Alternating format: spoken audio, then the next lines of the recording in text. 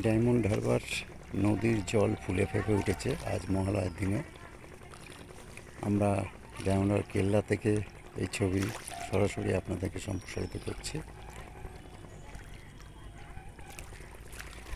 এখন 10টা 42, এখনও মানুষ স্নান করছেন।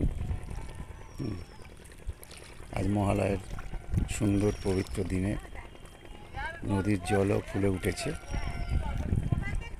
মাঝে মাঝেই এইভাবে জল উঠে আসে, কেল্লার ভিতরে অনেক সময় ঢুকে যায়।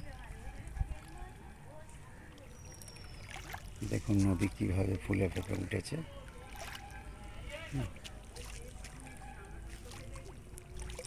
এগুলো সে ভেলা ভাসানোর যে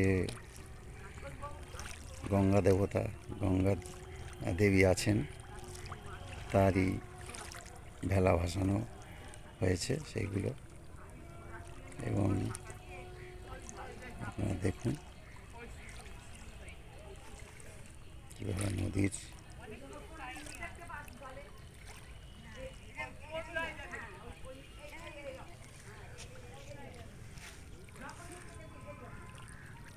প্রচণ্ড রোদ।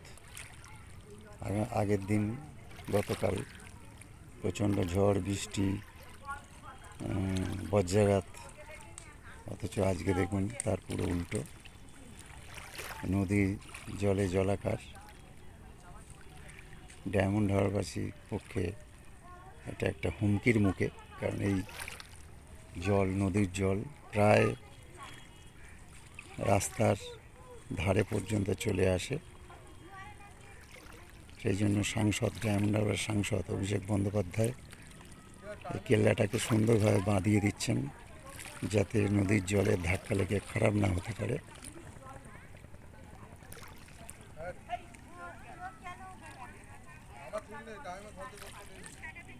এখন এখানে কাজ করে চলছে, অনেকটাই কাজ হয়ে গেছে,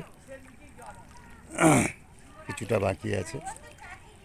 এই নদীর যে বিরাট চাপ, সেই চাপ রক্ষা করার জন্য পাইলাইন করা হচ্ছে নতুন করে সাংসদ অভিষেক বন্দ্যোপাধ্যায়ের উদ্যোগে।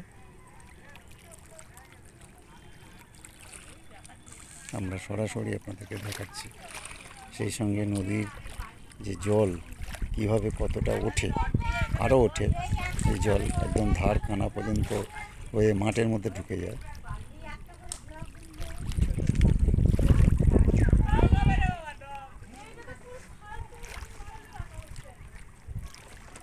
আজকের সম্ভবত কাজ বন্ধ আছে, ছুটির দিন। 21শে সেপ্টেম্বর মহালয়া, দেবীর আগমন, পিতৃপক্ষের শেষ, মাতৃপক্ষের শুরু আজ থেকে।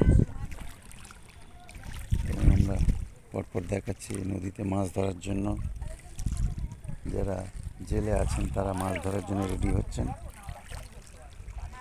চিংড়ি মাছ সম্ভবত বেশিরভাগ। এই কেল্লা অনেকটা দূর ছিল, ভেঙে ভেঙে চলে এসছে। সাংসদ অভিষেক বন্দ্যোপাধ্যায় উদ্যোগ নিয়েছেন বলে কাজ হচ্ছে। ডায়মন্ড হারবার সাংসদ, দয়ালু সাংসদ। আমরা সরাসরি আপনাদের সামনে কিছু চিত্র তুলে ধরলাম। নমস্কার, ডায়মন্ড হারবার থেকে দিলীপ ঘোষ।